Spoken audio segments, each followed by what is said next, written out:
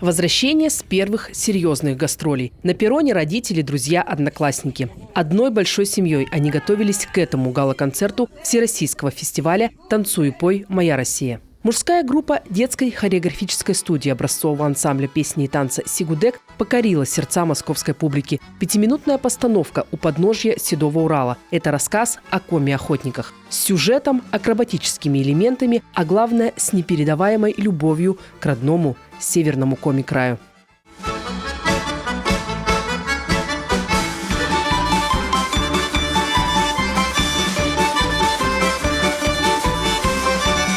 Главная сцена страны сразу покорила юных артистов из Коми своими размерами. Подобных площадок в Сыктывкаре нет. Привыкать к таким масштабам приходилось на месте. На генеральный прогон дали всего 15 минут, но сыктывкарские танцоры не растерялись.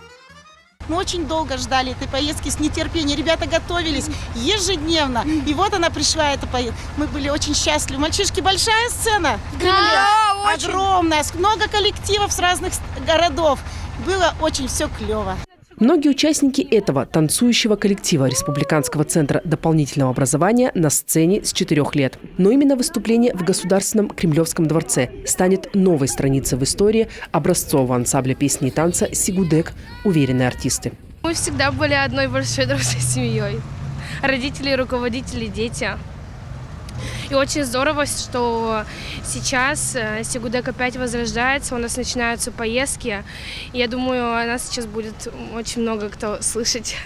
На главной сцене страны выступили лучшие коллективы России. Всероссийский фестиваль народно-сценического искусства «Танцуй и пой. Моя Россия» прошел в 6-й раз. Здесь и прославленные академические хоровые, и танцевальные коллективы, и начинающие артисты. В программе финального гала-концерта фестиваля и коми-частушки от Государственного ансамбля песни и танца Республики Коми имени Виктора Морозова «Осекая».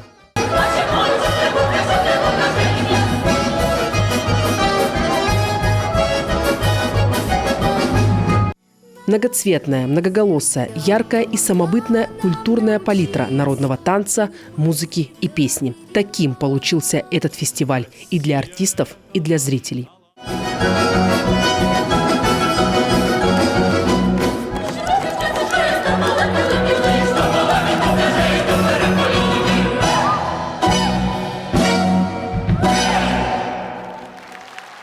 Виктория Палкина, Иван Богомолов, телеканал Юрган.